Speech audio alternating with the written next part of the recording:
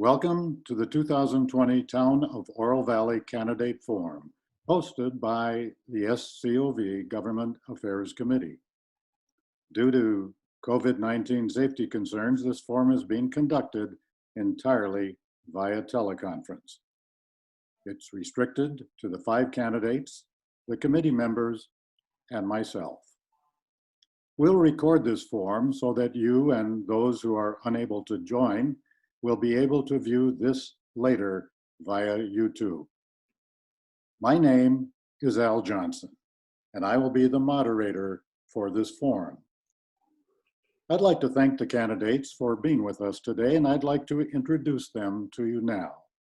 So as I do, each of you please give a quick hand wave so that everybody knows who you are. First, Tim Bowen, Bill Garner, Mo Green, Bill Rodman, and Steve Solomon. Thank you, guys. At the end of this video, we will be posting information about voter registration and voting for this election, and links to more information about each of the 5 town council candidates.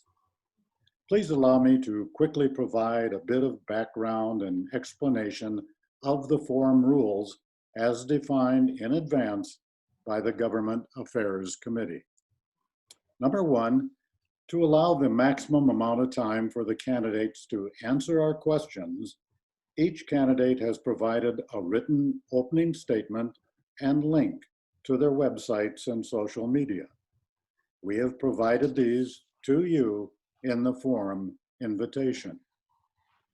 Via This Week in SCOV, the committee solicited questions for the forum from our residents. None were provided. Number 3, we have budgeted roughly 90 minutes for this forum. Number 4, the committee has crafted 15 questions for the candidates and have randomized them in order. Number 5, in alphabetical order by last name, I will ask each candidate a unique question, and that candidate will have a minute and a half to answer. 6, after that answer, in alphabetical order by last name, the other candidates will be provided up to 45 seconds for a quick response if they so desire. At the end, each candidate in reverse alpha order by last name will be provided with 2 minutes for a closing statement. And finally, just as a reminder, in fairness to all of your fellow candidates, please keep an eye on the clock so that you answer within the amount of allowed time. So we kind of spin the wheel of fortune and we're off with our first question, and it's to Mr. Bohen. What is your position on Proposition 480, a permanent base adjustment to the town of Oro Valley's expenditure limitation? Thank you for that question. I'm in favor of Proposition 480. The reality of 2020 is such that constant readjustment of our town's baselines regarding budgeting really put us in a position where we need to basically put this issue to bed, acknowledge that 2020 is here and that the scope of our town activities is far beyond anything that we ever imagined in 1974.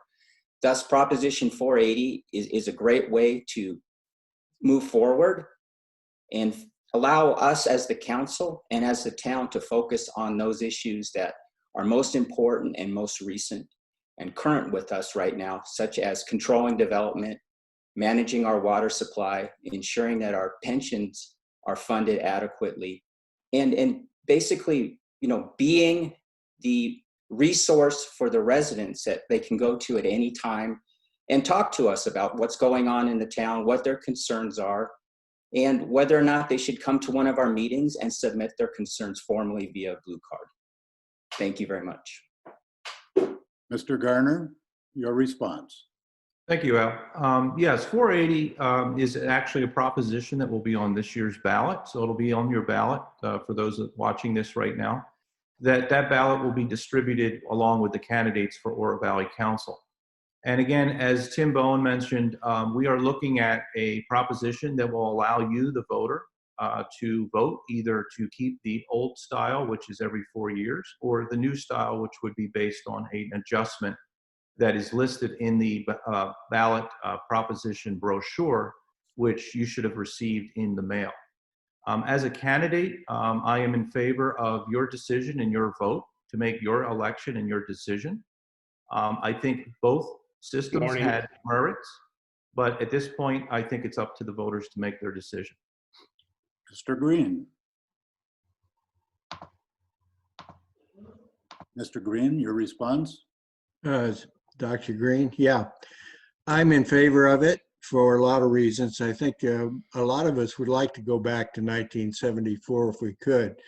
But the fact is that every 4 years, given the current system, the staff has to go through a lot of hoops and a lot of expenditures in order to get to the budget for the year. So I'm in favor of it, just as the other two candidates who spoke before me are in favor of it. Mr. Rodman. I am in favor of the passage of Proposition 480. Up until, unless this passed, every 4 years, we've had to go back out with the cost and the expense and the time in order to ask the residents again to allow us to spend the money that we actually are collecting in revenue. The base up till now has been 1979, and obviously our budget is considerably higher. Proposition 480 has a permanent base adjustment that doesn't raise your taxes. It doesn't change how our budgeting is. It simply updates the base from which we then know exactly the expenditures that we can and can't do without having to go back every 4 years. It makes a lot of sense for us to change. Mr. Solomon. Yes, the state legislature in their great wisdom decided that local communities did not know how to control themselves or budget for themselves. So basically they passed legislation that said you are limited to the amount of spending from back in the 70s. And if you want to spend more than that, you have to every several years go to the voters and ask for their approval. Well, obviously, since the 70s when we had 1,500 people in Oro Valley, the town has grown, our services have grown. And what this does is it helps take away that authority from the state.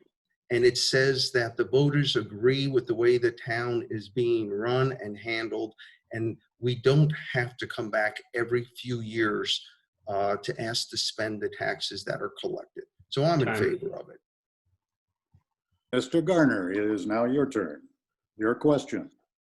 In what situations do you believe it is appropriate to issue bonds or increase taxes? Well, again, it's kind of a loaded question because the bonds or the taxes, I've always been a proponent and continue to be a proponent of the founding fathers of Oro Valley. Since 1974, Oro Valley has not had a property tax and continues that mantra to this day. We've gone through various fiscal cycles and various fiscal concerns throughout the history of the town since 1974. There are opportunities for bonds, especially now because of the interest rates being low, but we have to be very prudent in how we issue those bonds. Now, as far as taxation is concerned, a lot of residents get confused with the primary property taxes that Pima County assesses and thinks that Oro Valley has a property tax. We do not collect a primary property tax. I was never in favor and continue not to be in favor of any type of taxations on people's property. We do issue a utility sales tax that's based on usage of your utilities. And we also issue a little bit of an increase over the 6% sales tax for our retail sales. So when it comes to bonding and when it comes to taxes, clearly taxes are an unfavorable piece of that question because a lot of citizens that came to Oro Valley had concerns about that. And as far as bonding is concerned, we have to be very strategic in where we look at our bonding, and we have to continue to assess if that bond is something that we need to verify and go forward with. Thank you. Mr. Green, your response. I think that the issue of taxes and bonding need to really be separated. I'm not in favor of a property tax. When you look at the demographics of Oro Valley, nearly half of the folks here are beyond 50, and many are on fixed incomes. And the last thing they need is a property tax. So if we cut back on our sources of revenue, like managed growth, sales tax, and other things, then we may be looking at a property tax. The other issue has to do with bonding and with low interest rates. If we need something right away, bonding may be the way to go. It may be cheaper in the long run. So as long as the interest rates are low, it's the way to go. Mr. Rodman? I think bonding is important when you're looking at long-term spread of the expense of a project over 10 years, 20 years, 15 years, whatever the bond life will be. And you lock in the expense, you lock in the cost today.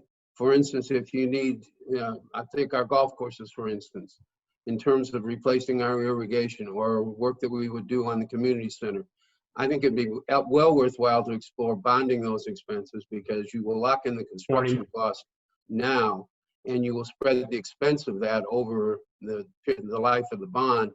And so it absolutely makes sense to look at that. Secondly, in terms of increasing taxes, I think we have the taxes we need. We simply need to manage growth. Thank you. Mr. Solomon, your response. Thank you. Read my lips. No new taxes. Local sales taxes provide the majority of funding for our services. To avoid new taxes, we must ensure that our sales tax base continues to grow. This can be accomplished through recruitment of new businesses, expansion of existing businesses, and annexation, for example, to Oracle and Ina Road to bring in that large retail center. Be very careful of candidates' policies as they affect growth and the vibrancy of the community, because those policies will lead to new taxes. And Mr. Bohen. I think our residents request that we take a very responsible view of additional taxes and bonding. And there's only 3 conditions under which we should even consider this. First off, staff and council need to determine that a new revenue source is the best option. Secondly, we need to demonstrate to our residents that all other options are exhausted, and we have to consider something new. And thirdly, and most importantly, the residents need to support it. We need to hear from the residents that they acknowledge that the need for revenue overrides their desire to have lower taxes or no more bonding. We simply need to hear from the residents. Thank you. Moving on to Mr. Green, your question. Do you think that the current revenue mechanisms for the town are appropriate? If not, why not? And what changes do you propose? I think that the current sources of revenue are appropriate. They seem to be working.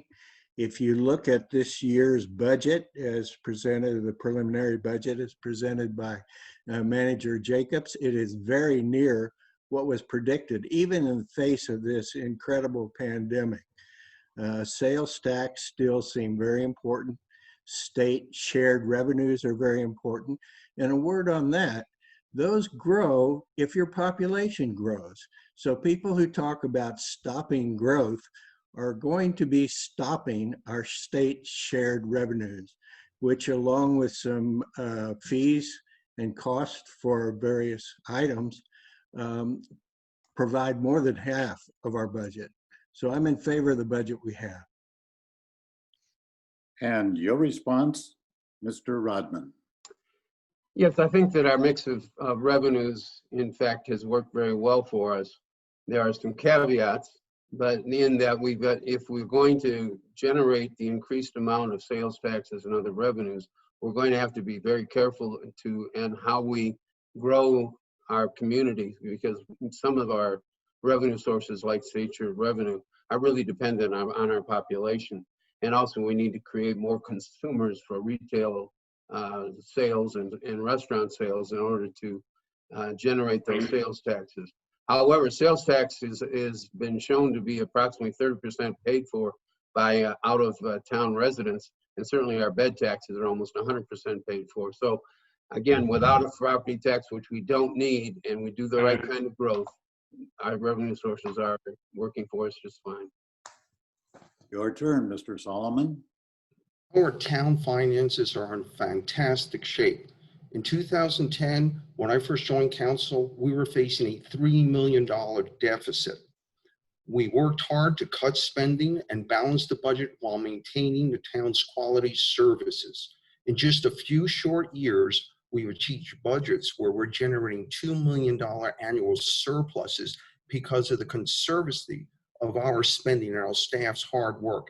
Those surpluses are going into savings accounts, which have reached $17 million. And by the way, we've achieved over a AAA credit rating for the town. Thank you. Mr. Bohen. I think our revenue sources as constituted are the best way to manage Oro Valley. Something we need to remember with regard to state shared revenues is these aren't free, and these aren't a bonus rebate that comes back to us. When our population grows, that means we have more people paying state income tax within the confines of Oro Valley, and we have more demand for services and more demand on our infrastructure. Therefore, any thought that we can harvest sales tax revenue back from the state at no cost is really a false choice, and I think it's bad advice from anyone that gives it. And Mr. Garner. Thank you, Al. Yeah, I think, again, it's always good to have a sharp pencil, and there's always ways to take a look at your budget and financial income coming in. Just recently, the town's financial manager just talked about revenues versus expenditures and the structural deficit and the structural imbalance that's occurring within the town of Oro Valley.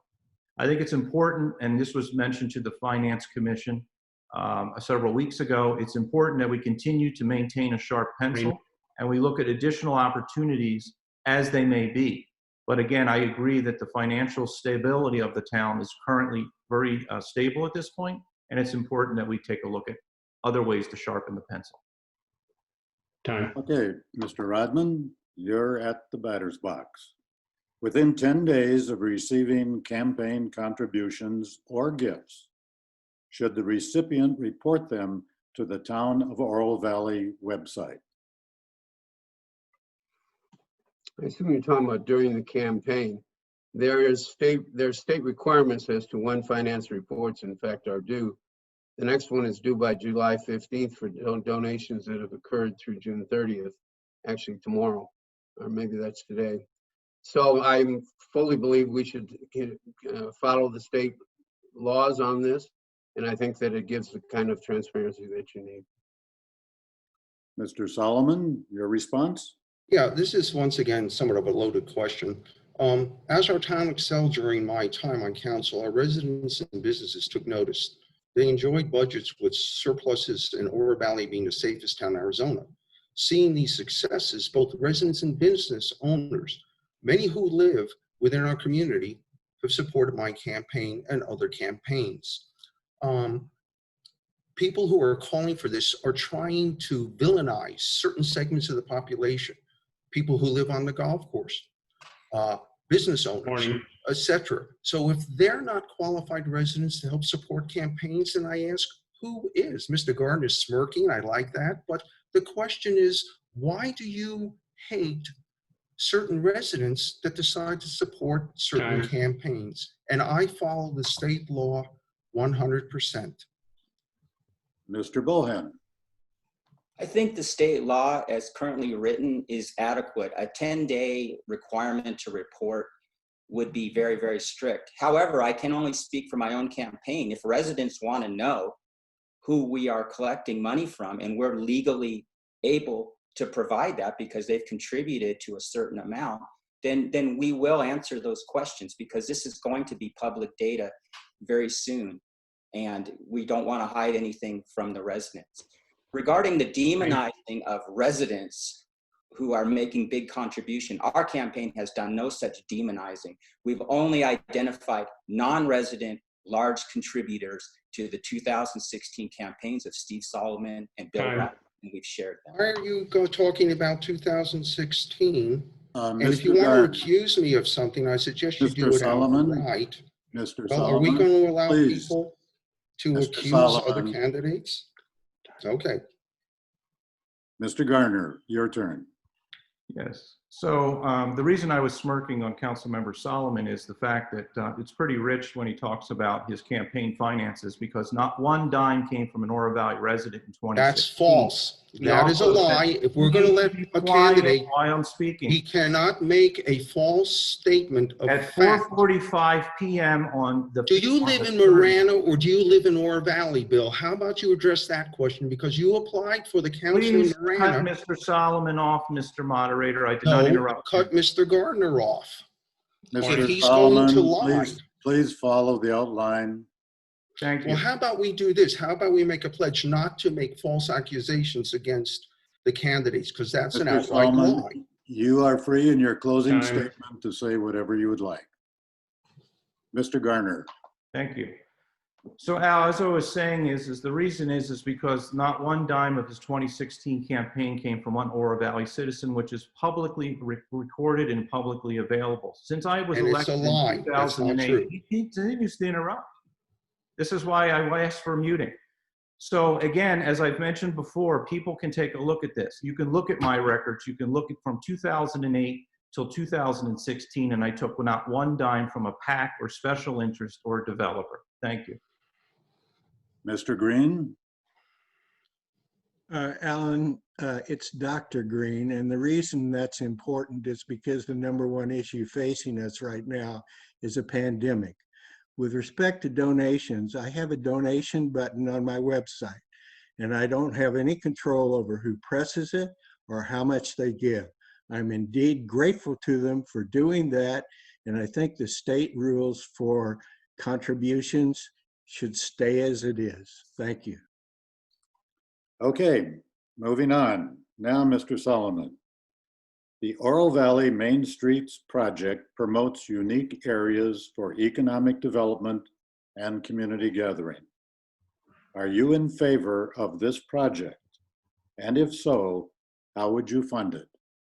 Yes, and this project is actually coming to fruition. We've all known that the Oro Valley Marketplace was the ideal location for this new center. Unfortunately, the prior out-of-town owners were not the least bit interested. I support the transformation of the Oro Valley Marketplace into a thriving retail and entertainment town center. Imagine a local neighborhood center where we can go to enjoy a night out with family and friends, a place where we can shop, dine, relax, enjoy a drink while our children play in a splash pad on a sand beach. This is the exciting vision of the Oro Valley Marketplace. The new local owners will be spending and investing millions of dollars in our community to build this center, providing wonderful new services and tax revenues to keep Oro Valley a great place to live. So it's happening, and it's happening at the best location. It's at the crossroads of the two main highways within the town.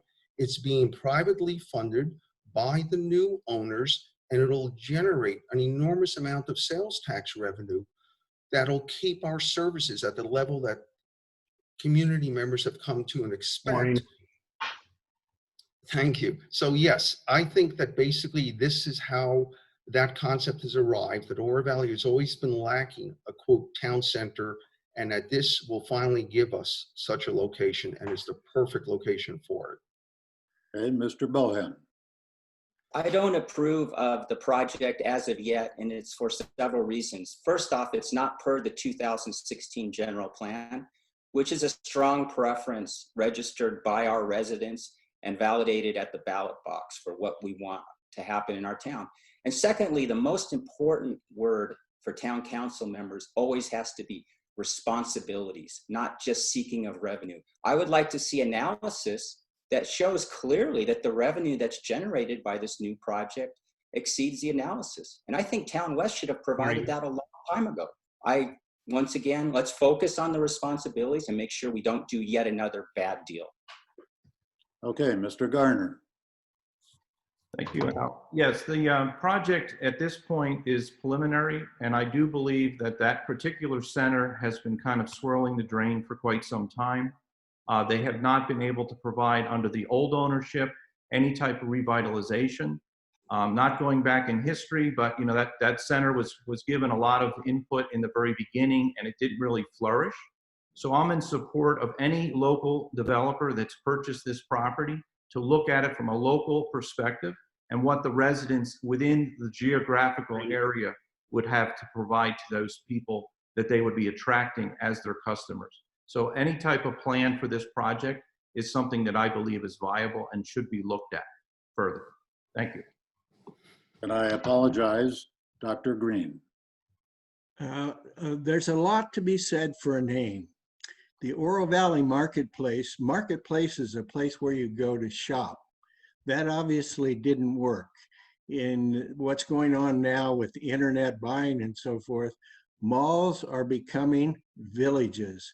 And in that name, villages, a village is a place where people live, where they shop, where they eat, and where, if there is viability for a mall, it's its best chance. The other thing I like is that we'll have a local owner, someone who lives here and is willing to put millions of dollars into this development. The land is already cleared. Why not go for it? Mr. Rodman, your response. Alan, a quick question. There was a question about Main Streets or Marketplace? The Oro Valley Main Streets project. Yeah, that's what I thought. And somehow we've gotten on to the Marketplace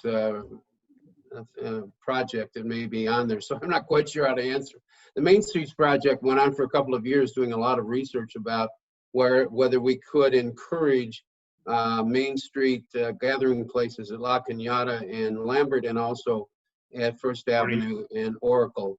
That has, gotten the research that we needed, and now, in fact, is information for us as we work with people who are either going to develop or redevelop those areas. Time. Mr. Bohen, the clock is now on you. Under what circumstances would you allow zoning variances for more density on lots originally zoned for fewer homes per acre? The circumstances under which I would approve this is first off, it starts with staff. Anytime we make a change in our town, the change should be of clear benefit to Oro Valley. It should also be of compelling benefit to Oro Valley. What I haven't seen in my 5 years of observing is any kind of strong arguments made by staff as to why moving forward with a zoning change is clearly superior to doing nothing at all. Rather, we get arguments, very weak arguments, like retail needs rooftops or developers like pre-graded sites. And we never see the balance. We never see the trade-off for why the change benefits Oro Valley as a whole. Therefore, I've been against the vast majority of the changes, not because I think we should be in a zero growth situation, but rather the threshold for making changes has gotten so low, and council is asking for so little out of staff and applicant right now. I think it's time to change our culture and really be a lot more demanding towards applicants for denser zoning to show us analysis as to why the benefit for Oro Valley as a whole is compelling. Morning. And it's a reason to override something that's very important, which is our 2016 general plan. Okay, Mr. Garner, your view. Thank you. Yes, currently right now, there's 2 general plan amendments that are going through the process. And one of those is currently on hold, which is the Rancho Vistoso Golf Course. However, in the original proposal, there was 2 plans of action that were proposed, medium and high density residential. On the other project at First and Tangerine, that one has 4 different zoning designations. Over the years, we've gotten sloppy with our general plans. We've allowed the developers to produce these plans in an effort to be able to market it to a variety of people. This gives nobody closure at these facilities where they've got to live around these areas. So again, I think we've gotten sloppy over the years and we need to do a better job. Dr. Green, your view. I think that the system is set up so that the people who live around these areas that are being developed have many opportunities to weigh in. This also goes to planning and zoning, where they have an opportunity to weigh in. And actually, a couple times they get to weigh in. And then it comes before council. Right now, there are, I believe, 300 permits out for single-family homes. That's somewhat lower than we've had in the past. For me, managed growth is what's going to happen in the future. It needs to happen to avoid a property tax. Thank you. Mr. Rodman, your turn. There is, for general plan amendments, there is a vetting process that lasts almost 8 months. And it needs to be filed by May 1st and heard by the council by the end of the calendar year. So in the meantime, there will be numerous neighborhood meetings, as many as necessary, as well as ultimately 4 public hearings. So things do change over time. There are zoning designations that may become outdated. The development around it may in fact have changed that allows a different use of the land. There may be very well some things that can be done, which the neighbors, with buffering, et cetera, which the neighbors will be okay with. So it's when things have changed and when it's more appropriate for a different zoning and where we can protect the neighbors. Mr. Solomon? Yes, I helped lead the implementation of our environmentally sensitive land ordinance. And what this does is it utilizes the nationally recognized technique to create open space by allowing builders to cluster their homes closer together at a little bit higher density in exchange for leaving the rest of the space as open space, undisturbed desert. And we've created hundreds of acres of open space this way. So in these cases, the quote higher density actually is an enormous benefit to the local neighbors in the community by creating open space. And that's a technique that's used throughout the country to achieve that.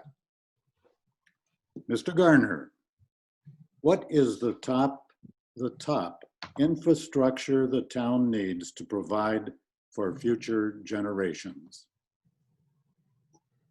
To me, it's actually your parks and recreation.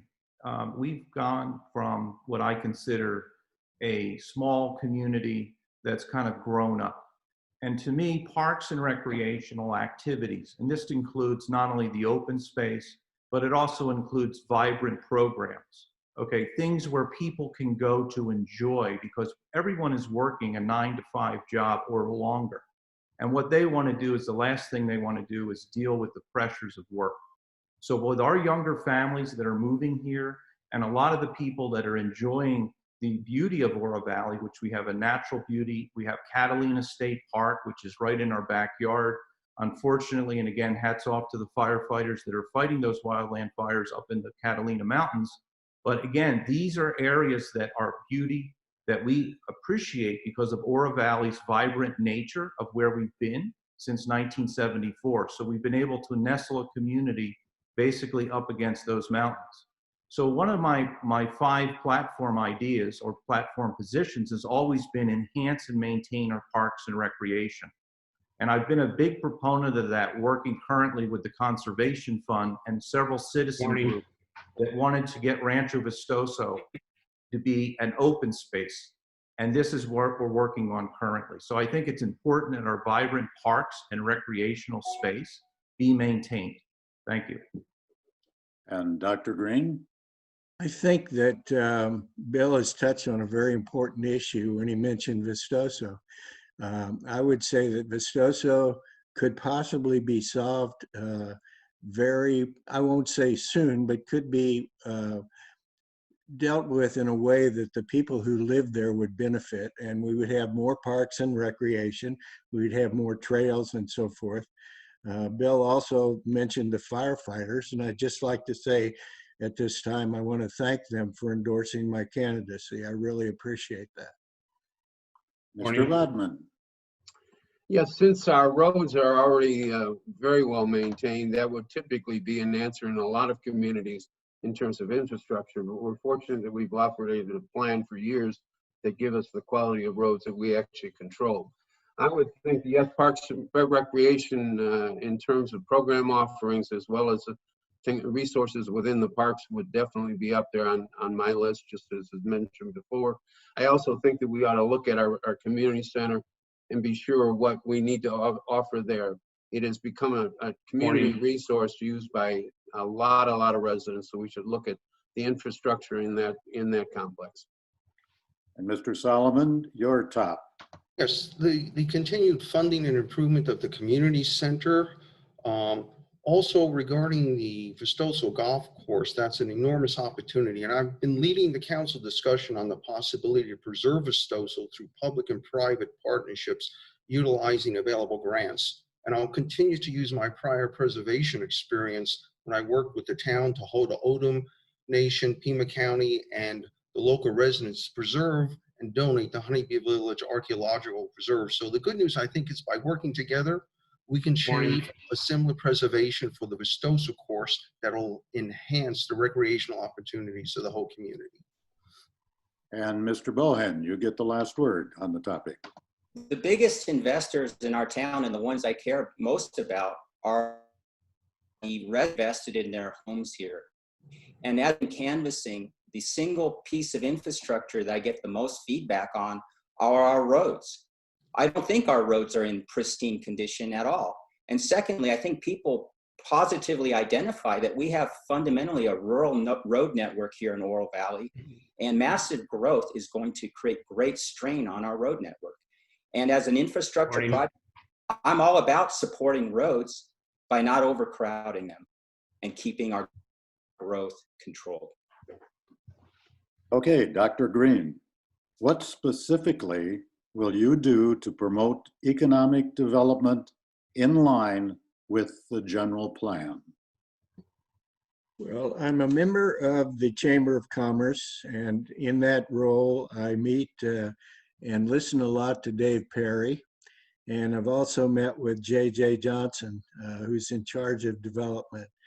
And I think my role will be to talk to the experts, take in their views, talk to the staff who have looked at this issue in detail, and then come up with what I feel is the right decision for the people of Oro Valley.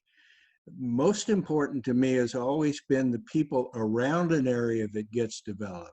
What is their view on it? What would they like to see happen there? And often they don't have as much a voice as they should have.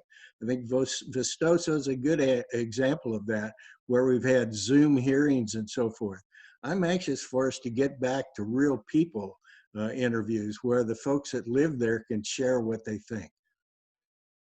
Mr. Rodman, your response. Yes, I spent 4 years as the Deputy Director of the Illinois Department of Commerce and Community Affairs, and one of our main goals or main jobs was business attraction and retention. So this is near and dear to my heart in terms of how do we make ourselves even more business friendly and attractive to primary employers as well as smaller ones. I think I personally have been working with the Greater Oro Valley Chamber of Commerce, working with J.J. Johnston and his staff, was firmly behind the creation of that Community and Economic Development Department. And we are going to look tomorrow night at a recommendation at our council meeting for an incentive strategy that we can agree upon as a council that we may be able to offer businesses for when they want to think about coming to our town, as well as perhaps current businesses expanding. Mr. Solomon, what specifically would you do? Well, a prime consideration for a company looking for new locations is whether they'll be able to attract both their existing employees and new employees. These employees want a desirable and safe place for themselves and their families to live, work, and play. So Oro Valley must continue to offer this desirability. We must continue to have well-planned developments with open space, different housing choices, wide range of local services and recreation opportunities.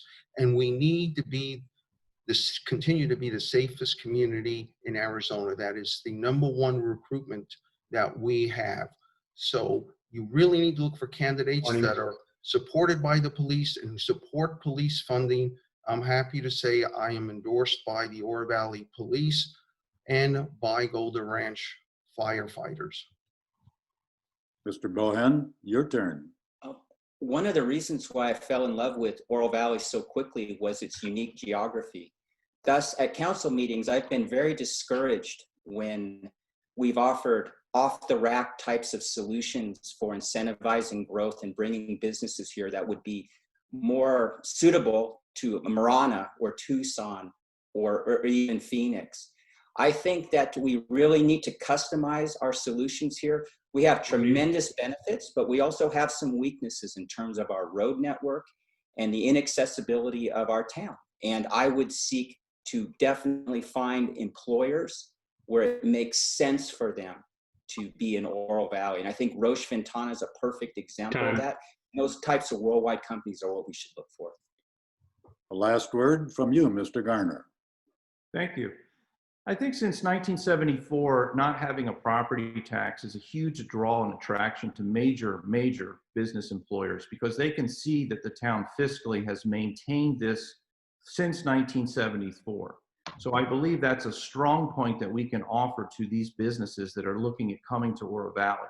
Secondly, we've got to open up the box. We've got to look at other opportunities. As I've mentioned before in previous talks that I've had, you've got to look at digital media, film. We've got to look at advertising, commercial.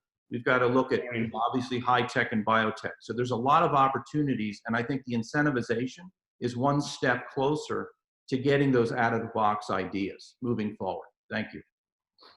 Mr. Rodman, describe your vision of the town of Oro Valley in 5 years.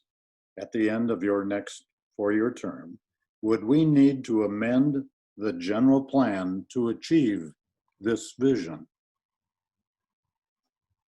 I think the vision of Oro Valley in 5 years is we'll probably be increased in population by some 3,000 or 4,000 people. Obviously, it depends on whether or not we do annexations to the west or even to the south, as well as, of course, manage growth within our town boundaries.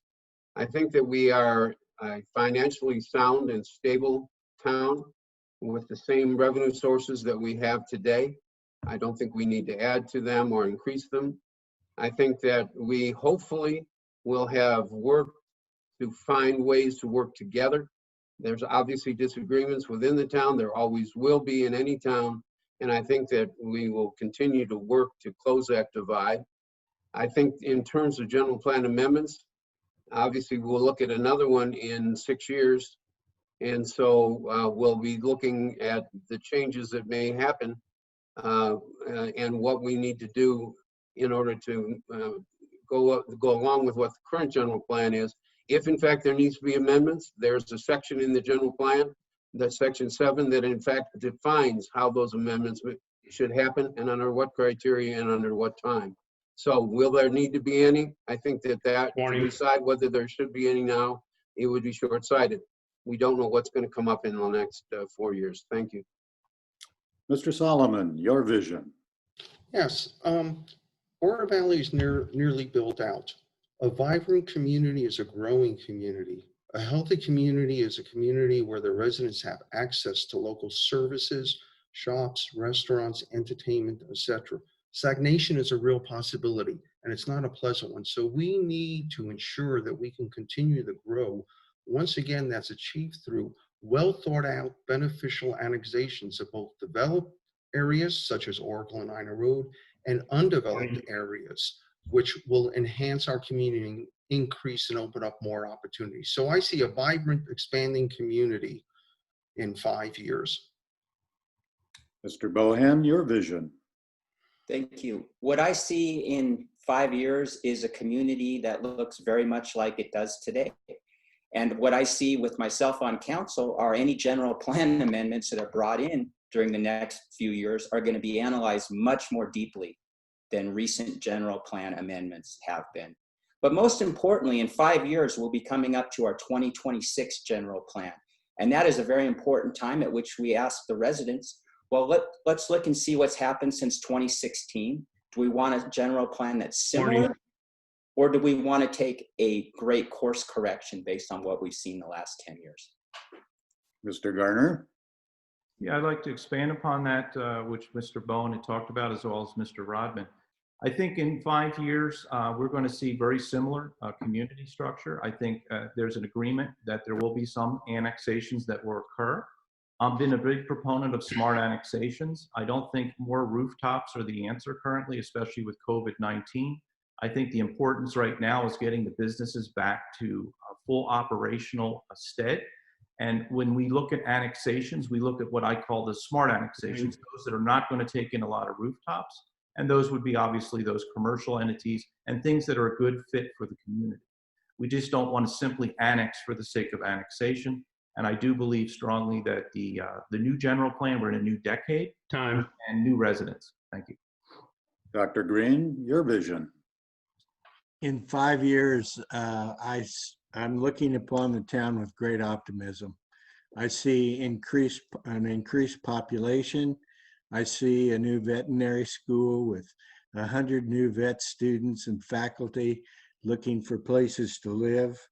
I see a veterans memorial that pays homage to the past and to those who've given their lives so that we can have what we have. I see us preserving the history with the steam pump branch and keeping that as our historical gem for us. I see the incubator for business, bringing in new clean business so that we're growing it. Time. I see the Chamber of Commerce stepping forth to help those businesses that have been hit by this tsunami of the pandemic. So I'm very optimistic about Oro Valley in 5 years. I can't wait to see it. Mr. Solomon, you're at bat. How Okay. specifically would you protect the environment in Oro Valley for future generations? That's a great question. And I've always been a strong advocate of open space and high quality, responsible development. To ensure the growth meets our community values, I led the implementation of several initiatives. I helped put in place comprehensive development and architectural standards. Oro Valley has the toughest review for new development of any community in Arizona. Ask any builder or developer or business person that does work here. I've also put in place our environmentally sensitive land ordinance. And as I mentioned earlier, what that does is provide well thought out incentives to create large amounts of open space. All the land that people see that's vacant is not open space, it's privately owned land.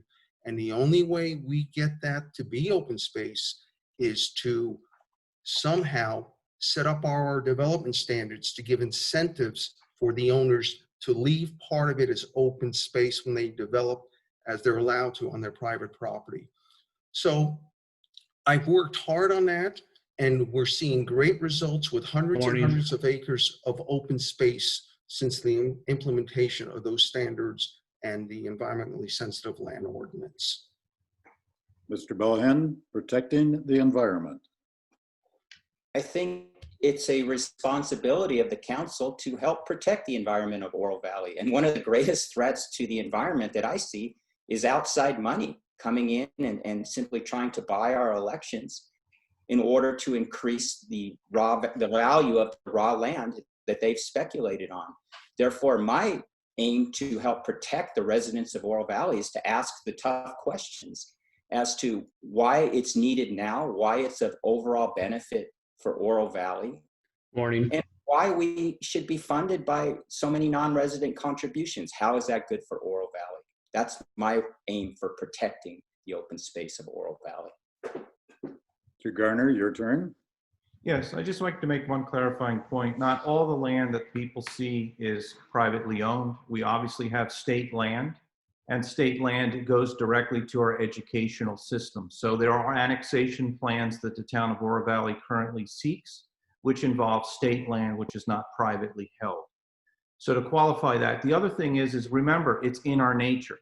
In our nature, that's what the town of Oro Valley professes. It's in our nature. That connotes to me something in environment, our environment. It's in our nature. Morning. So we need to keep moving in that direction to maintain Oro Valley, as I mentioned earlier, with our parks and recs as a beautiful place to live, work, and play. Dr. Green.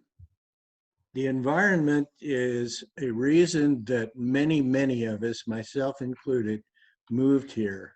The beauty of Push Ridge, the sage colors of the woods, and that's why this fire that we had was so devastating to so many of us. But I think that in retrospect, we have to be careful and have managed growth and take a look at how it affects the environment, take a look at how it affects the people who live around it, and try to come up with the best way to manage our growth and yet preserve our incredible environment. And Mr. Rodman. Yes, of course, the environmentally sensitive land ordinance gives us a guideline in terms of how we do protect the environment. It is a cutting edge ordinance. It's one that is absolutely looked at every single time there is any new development to be sure that we're protecting the washes, be sure we're protecting vegetation like our swallows and other types of environmental indications like that. We have ordinances about view sheds and protecting the views of our mountains and our nature. We have ordinances that talk about noise pollution. We have ordinances about dust pollution and chemical pollution. So we have a lot of in place, and it's a huge importance to the town of Oro Valley that we protect our environment. It is one of the things that brought all of us here. Thank you. We are about for our last round of 5 questions. We start back at the beginning with Mr. Bohen. Will you recuse yourself from council decisions where you have received significant $1,000 financial support from individuals or companies benefiting from those decisions? Yes, I will recuse myself from such decisions because that's the proper thing to do. I can tell all of Oro Valley with great confidence that we've run a very robust and highly energetic campaign with no contributions anywhere near $1,000 from anyone but myself. I'm the biggest contributor to my campaign because I believe in this town and I believe in what we can do for Oro Valley. But I can tell everybody with the greatest confidence when our campaign data comes out and people can see it for the public record who's contributed to us, there will be no big corporations. There will be no $5,000 donors that live in Tucson and other areas. There will be no need for me to recuse myself, but of course I will because it's the right thing to do if the situation ever came up. Mr. Garner, your response. Well, as Mr. Bowen had mentioned, I'm independent of any of that PAC or special interest money or developer money. So absolutely, if there was any type of an influence that would be, granted $1,000 or more, if that was the case, I would absolutely do that. I think the problem is that there's been this influence over the years that has kind of crusted into our councils. And since 2008, I'm proud to serve as a council member for 8 years, knowing that I did not take any of that money. So I can be golden when it comes to decision making. Thank you. Dr. Green, would you? I think whether I would recuse myself or not would depend upon the issue and whether donors had any influence whatsoever over me. As I said earlier, the people who press the button to donate on my website do it because they want to have a voice on the city council. They didn't do it because they want to have somebody who recuses himself on important issues for the town and the region. So that I would do that on a case-by-case basis. Mr. Rodman, your answer. I think the only reasons to recuse yourself on a vote is if you have a conflict of interest, which is very well defined in state law in terms of whether you have an interest in the property, whether you benefit directly from the development of that property or from the decision that's being made. To put a limit on the amount of donations that can be given in order, and so that you then are no longer able to be objective in your decision is simply short-sighted. There is no quid pro quo for any donation I get from anybody. There are special interests all over the place, special interests for parks and recreation, special interests for public safety and wanting that to be the #1. And that's special interest if you want good roads. The fact of putting something on there that Time. says if one of those people says $1,000, it gives us $1,000, we should no longer make decisions on those special interests, I think again is short-sighted. There's already ordinances and state laws about conflicts of interest. And Mr. Solomon, you get the final word on that question. Yes, I would never vote on anything where I had a conflict of interest. Some people attempt to put these contributions from business owners or residents in a bad light, implying they're inappropriate and affect our vote. That's absolutely false. My votes are always based upon town staff reviews and assessments, public neighborhood meetings, input, and our Citizen Planning and Zoning Commission recommendations. I've never voted contrary to any P&Z recommendation, and the critics know Morning. this. So none of these contributions have ever affected the way I vote in any manner. I always vote what is best for the community and the residents of Oro Valley, and I stand 100% on my record and challenge Time. anyone to try to otherwise. Mr. Garner, your final question. What do you consider to be the biggest challenge Oro Valley faces today and why? Well, obviously, the short answer is COVID-19. You know, it affects so many people, whether it be their jobs, whether it be business owners here locally. Just recently, as of yesterday, the governor now has re-shut down bars, restaurants, and gyms. We're just starting to jumpstart the economy. And I think what we've got to learn from this is that our businesses are fragile. And I think in Oro Valley, we've seen a lot of empty glass over the years. We continue to see that fester.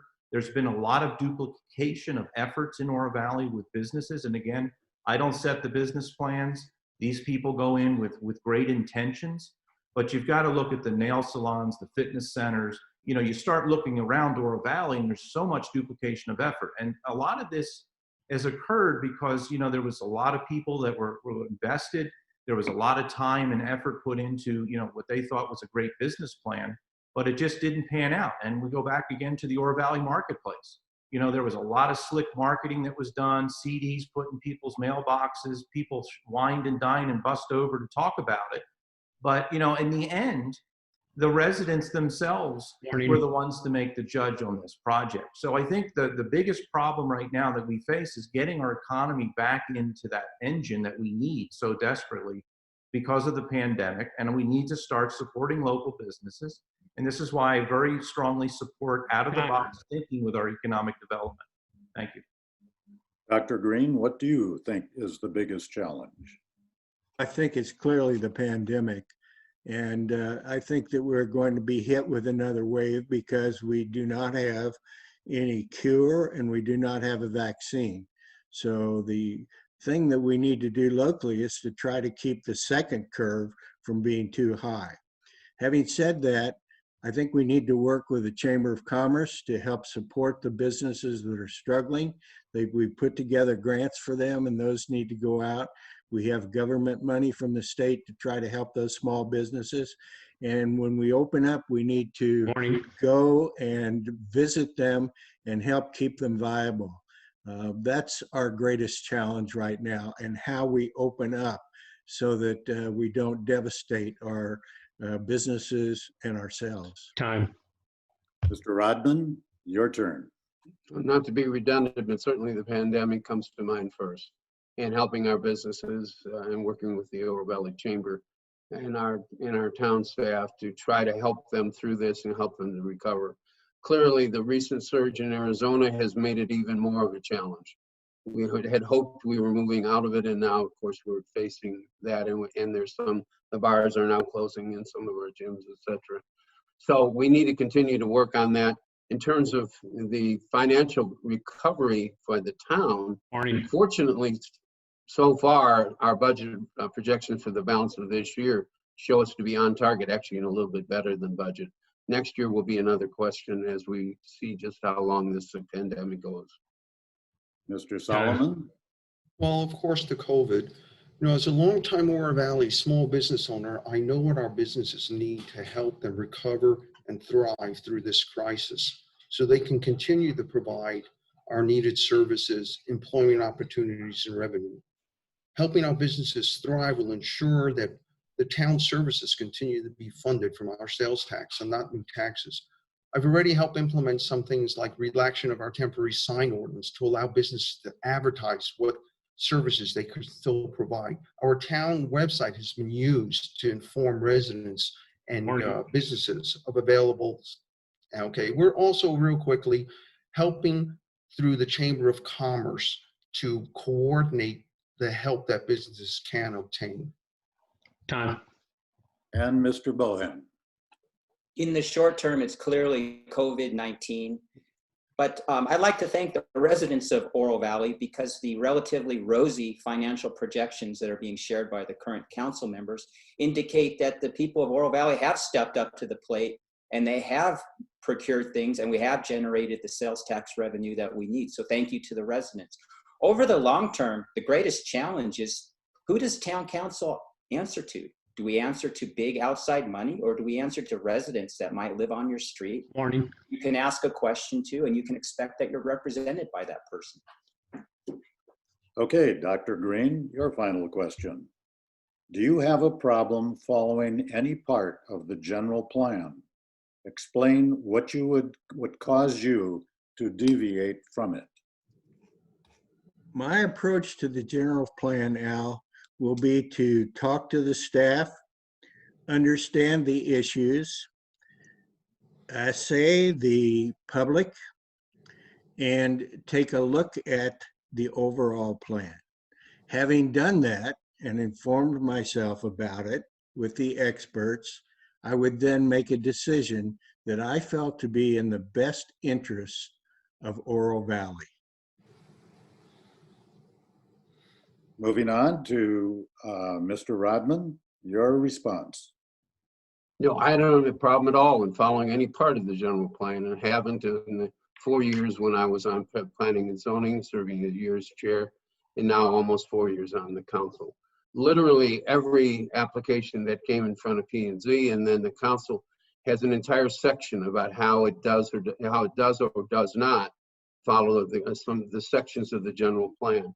I'll repeat from earlier, the fact is there is a whole section on how the plan will be amended. It was anticipated by the voters Morning. when they approved that general plan that it could be amended and it could be amended under sets of circumstances and based on certain criteria. So no, I absolutely am committed to follow the general plan and have for almost 8 years. Mr. Solomon, your comments on the general plan.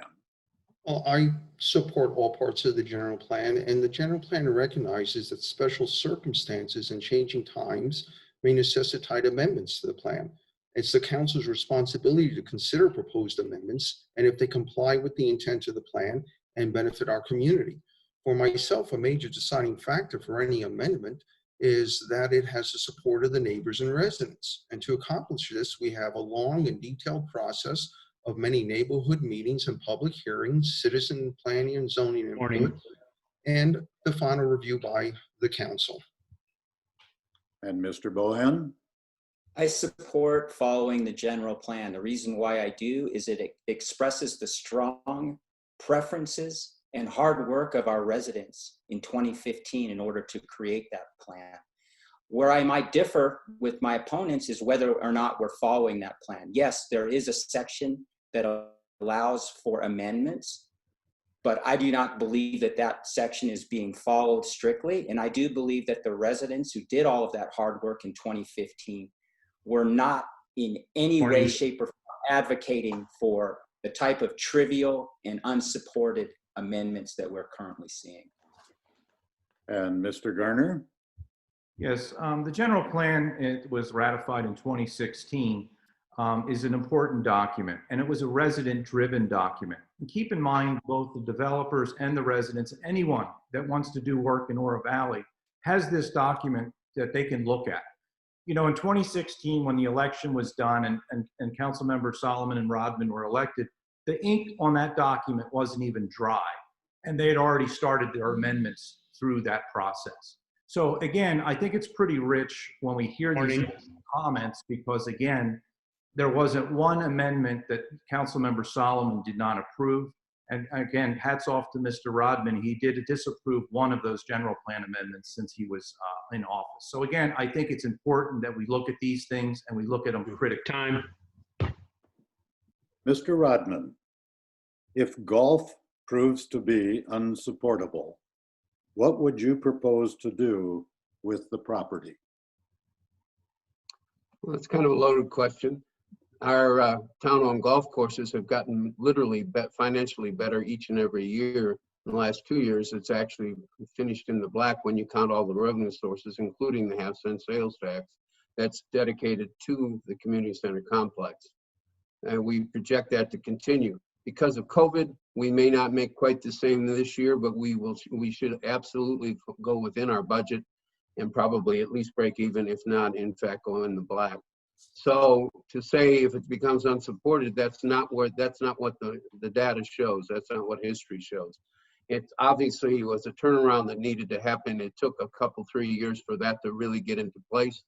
And in fact, Troon, who managed it for us until just recently, did an outstanding job working with our staff to turn that around.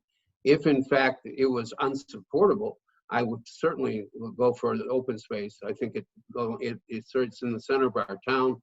It's already open space, and I wouldn't see any real reason to change that. Certainly, at least not in the entire area. Mr. Solomon, your view. Thank you. First, Bill Garner voted for 7 general plan amendments while he was on council. So let's set that record straight. People who claim the community center golf is losing money and is not going to be sustainable refuse to include its income in their numbers. It's currently netting over $1 million a year. Its operating costs have steadily decreased while its income has steadily increased. It's funded like all town services by sales tax revenue plus its own income from user fees. It's not part of our park and rec budget and doesn't take away from it. The residents have spoken time after time after time that they love their golf and community center. It's used by thousands and thousands of people every month. They want it and they want it to continue. And it's been a financial success due to the hard work of the council over the last few years. Mr. Bohen. As a systems engineer, my least favorite kind of engineer is the financial engineer. And the greatly improved results that we've seen at the community center are simply due to the fact that the half-cent sales tax subsidy has grown by almost $500,000 since 2015. If you give me an extra $500,000 and you ask me to make $100,000 or $70,000, I'll do it for you every time. And I don't work for Troon. I don't even work for Andrade Golf. And by the way, my thanks to Andrade Golf, because they've already cut the needed subsidy in half to $1 million. Mr. Garner, your turn. Yeah, I think, again, we have to keep it in perspective that we purchased the community center. And unfortunately, the golf issue has been the lightning rod that continues to fester. And again, we get back to this, 18 holes versus 36 holes. Why did Rancho Vistoso Golf Course fail? Was it because of the public courses that the town of Oro Valley owns? Is there too much golf in Oro Valley? These are decisions that the golf community themselves are going to have to come to grips with as we continue to have golfers die every day and we continue to have golf courses die just as well. So I think it's important to keep in mind in perspective that it's not really up to us, it's the industry in general. And I'm thankful that we've gotten rid of Troon and we've got a new operator who seems to be fiscally conservative and savvy. Dr. Green? I think if you look at the people who are golfing, the Canadians aren't coming down here to walk on our trails, okay? They're coming down here to golf. Golf, when the assay was done in 2008 during the Depression, there were less people golfing. There were less people doing everything.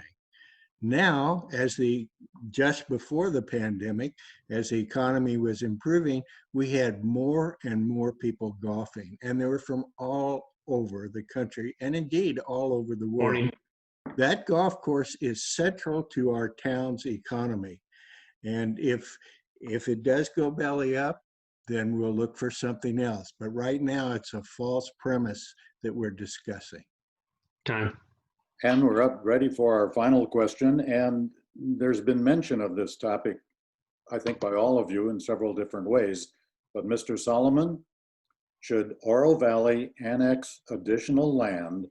And if so, why? Yes. Oro Valley is nearly built out. And as I mentioned before, a vibrant community is a growing community. Stagnation is a real possibility, not a pleasant one. Our town is funded through sales taxes. If our tax base doesn't grow, we will have new taxes. This can be alleviated by well thought out annexation of developed areas such as Oracle and Ina Road and undeveloped areas, bringing in new business, new sales tax revenues, and new opportunities. Keep in mind, annexations only happen if the detailed analysis shows they result in net positive revenue and benefit to our town. They are detailed, contrary to what Mr. Bowen seems to think. The prime state trust land adjacent to Oro Valley on Thornydale and Tangerine will be developed. There's no doubt about it. And it's going to impact our town and our residents. So it makes sense for Oro Valley to regulate this development and receive the tax benefits for our residents. This land would provide room for Oro Valley to grow, receive sales taxes generated by the retail business that will open there. And once again, the analysis clearly shows a net positive financial and benefit to the community by Oro Valley being in control of this area as opposed to the whims of someone else. Mr. Bohen, your thoughts. Oro Valley has grown 100 times since 1974. And during the 1990s, for a couple of years, we were the fastest growing city in Arizona. So the concept of Oro Valley only recently now being built out is clearly subjective. There's been many times in the past when we were thinking that we were built out. The point that I would like to make is that City Council is in the responsibilities business, not the revenues business. And I maintain that we have not seen the analysis that show that the responsibilities that we will pick up from these annexations are clearly less than the amount of revenue we'll have to apply to support the annexations. Mr. Garner, your comment. Yes, thank you. Again, I don't have enough time in 45 seconds to outline everything, but the high points are, again, as I've talked about, smart annexation. There are certain sections of Oro Valley that we've been trying for years to annex, and it still has not been produced to the levels that we want them to be produced. So for example, there's a lot of commercial net, there's a lot of other residential nets that actually take in a little commercial. But to touch on a little bit about what Councilmember Solomon talks about is the state land west on Tangerine. It's called 885 or 885 acres. The key point here is we are the only municipality that can supply the water. So there is no rush for us to go and annex this area. We are the only ones that can supply the water source. And as a result of that, this is a gem that we don't want to destroy with over 3,000 homes that are slated there currently. And Dr. Green, your turn. I think that we have to take a close look, a careful look at annexation of all types. We're 85% built out, and we have more people coming in with our new businesses, the doubling of Roach, the vet school, the innovations. These folks are coming down here because this is a great place to live, and we're going to need a place to put them. How we design these areas and what goes in them and the reaction of the people who are around them are very important to me. And so that I will be doing a lot of listening. I'm not going to be doing a lot of pontificating until I have more facts for the issue.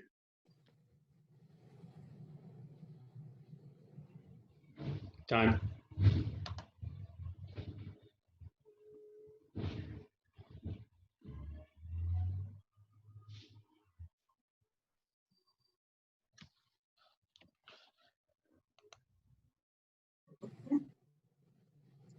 Sounds like we may have lost Alan.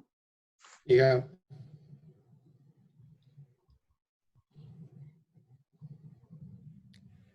Okay, this is Don. Can you hear me? Yes. Yes. I'll go ahead and ask for the last rebuttal. Mr. Rodman, your view on the matter? There's been suggestion about the cost of an annexation, especially out in the 885 acres. There was a study done, and it was toward the end of our consideration of this state land annexation. 2 years ago or a year and a half ago that showed there was $1 million net gain per year when it was totally built out. That study was never really publicly released, and I look forward to that being released if and when we're able to consider it again. We also get impact fees for any impact on our roads, on our police, on our schools. So there's ways of making sure that it is not a net cost to the town. And that in terms of the south end of the town, obviously that's built out and that would give us more sales tax. And I think it's something we're discussing already, and I'd love to see that happen. And now it's time for concluding comments, and I would ask each of our candidates to be diligent in staying to the 2-minute closing timeline. And we do this in reverse alpha. So first closing argument comes from Mr. Solomon. Thank you. As our town excelled during my time on council, our residents and businesses took notice. They enjoyed budgets with surpluses, and Oro Valley being the safest town in Arizona. Seeing these successes, both residents and business owners have supported my campaign. Just like our residents, business owners, many of whom live and work in our community, have a vested interest in the success of our community. During the COVID-19 crisis, we need to ensure the survival and success of our local businesses. As the only long-time small business owner in Oro Valley Council, I know what our businesses need to help them recover and thrive through this difficult time so that they can continue to provide the needed services and employment opportunities for our community. I'm honored to be endorsed by our police and firefighters, our first responders. I am honored that they trust me to ensure they have the resources they need to do their job and to do it well. I'm running for re-election because the residents of Oro Valley deserve a council person who represents their wants and needs, who will advocate for transparency, and who will carry out their vision for the community. That's what I was elected to do, and that's what I'll continue to do. With your support, I will continue to keep Oro Valley the safest town in Arizona. With your support, I'll continue our town's financial success and stability. With your support, I will continue to ensure a vibrant community without new taxes. With your support, I will continue to keep Oro Valley a great place to live, work, and play. One final note, you might notice the difference between Dr. Green, Bill Rodman's, and myself campaigns are all positive. We have not gone on the attack against our opponents. That's something you may want to take into consideration in your final evaluation. Thank you. Mr. Rodman, your turn. Yes, thank you. I'm going to go back to something earlier when the question was about Main Streets, but the answers were about the marketplace. I did not get a chance then to weigh in about the marketplace. I think this is a project that I will support without any real reservations. Obviously, we need to be careful of anything that the town is going to contribute, but this can be a real economic engine and a live, work, and play model. I would like also to thank the police and fire from Oro Valley for the endorsement of my campaign, just as they did 4 years ago. I'm proud to have earned that again from our outstanding world-class police and fire departments. I want to talk about the fact that there's when there are donations from various entities, they are all special interests. They get nothing from that other than the understanding they'll get a fair hearing, that in fact there will be a respectful process involved, that I will not have made up my mind before I even entered the discussion. I think that that's important because we are going to need that kind of managed growth as we go forward. I think in terms of the annexations, that's one of the things that we need to absolutely open up, and we need to go back to the state land and say we are very interested in talking about that.